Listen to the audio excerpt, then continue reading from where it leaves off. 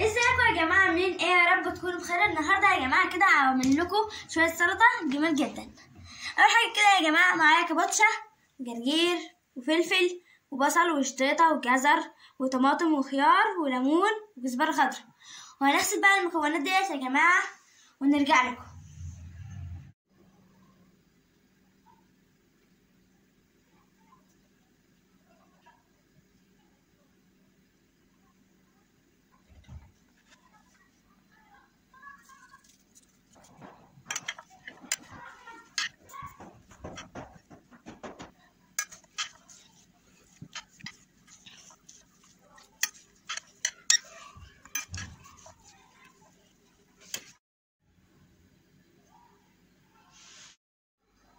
ودي كده بقى يا جماعه بعد ما عملناها، ايه رايكم بقى فيها؟